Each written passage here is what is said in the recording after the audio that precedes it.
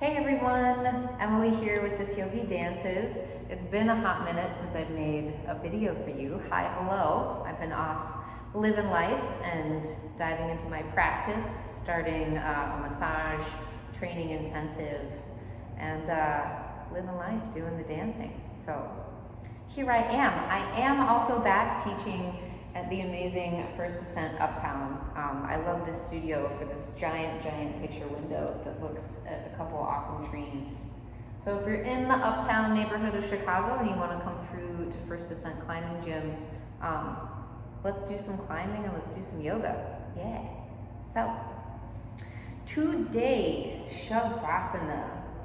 How can we make it more comfortable, more flat, more at ease?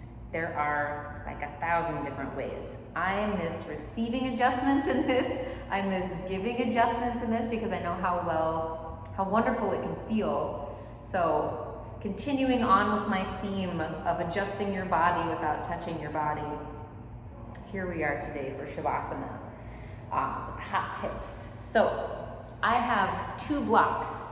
Everybody's probably got something like this. You could also use a rolled up blanket, but for today we have 2 similar height objects that are pretty solid. So whatever you can make happen with that. Long though to go underneath your calf.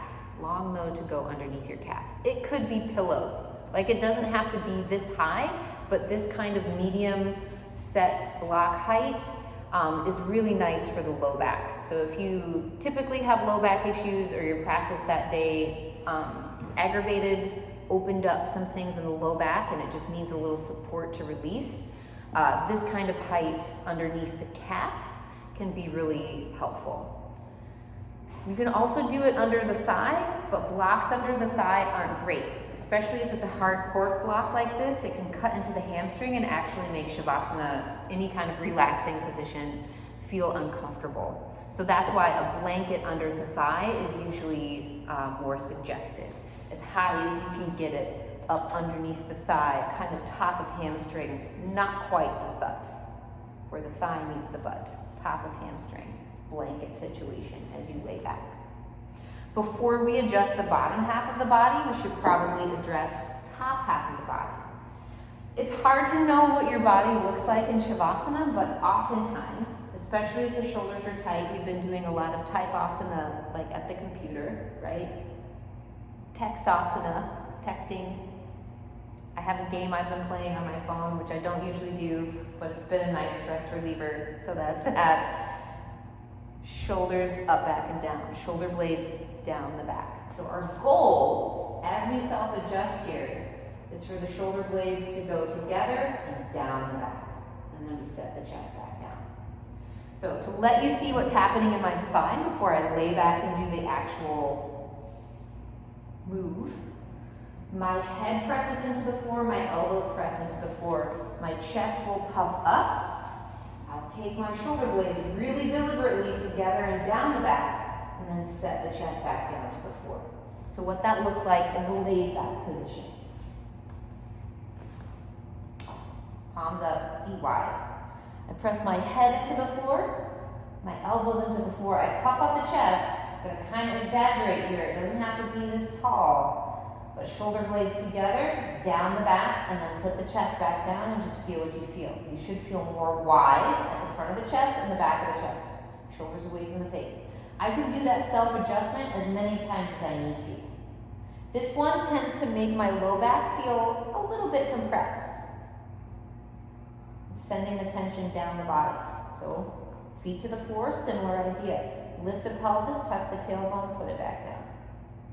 Sometimes that puts my shoulders a little bit back up towards the face, so I need to do it again. Shoulder blades down the back, tuck the tailbone, put it down. Sometimes I do that many times before I'm like, cool, I feel super flat and wide. I'm ready to be chilled here. Okay? That's one option for getting us flat and wide. So once we put the calves in action here, I'm going to have them pretty close and in. It might be a little bit different adjusting the top half of the body, a little close and in. Because as I lay back, I want my calves, boom, to be right on the block and supported kind of close to the knee. Because if I'm farther away with the block, closer to the ankle, example, then I feel maybe a little bit more tension in the back of my knee. Not great, especially if you're taking a longer Savasana. So get it close back behind the knee, and then I can do similar adjustments here. Stable thing underneath the calf, adjust the shoulders, put it flat. Pressing into the block, I can tuck the tailbone, adjust the legs. Get as flat and as comfortable here as I can. My low back feels very easy. My low back feels very easy. Yeah. And then to come out, getting in, also important, getting out, I can take my feet to the blocks. They're right there. The floor, not so much. I can pause here, or I can take the legs into the chest and give them a squeeze. Probably, especially if you're doing that, if your low back felt compromised, rolling to the side, pausing here, and then pressing yourself up to seated. Yeah.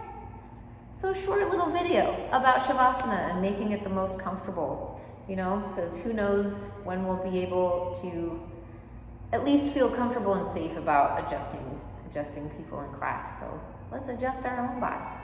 I hope that was helpful. Again, if you're in Chicago, feel free to come find me, take a class. It would be a joy. It was such a treat to teach live and in person today, with masks on, of course. You can still find me online. All of my classes are still up on Vimeo, aka VHX. So all the links to that are on my website, thisyogidances.com. So I think you're great. I hope you're having a great day, and I'll see you soon. Okay, bye.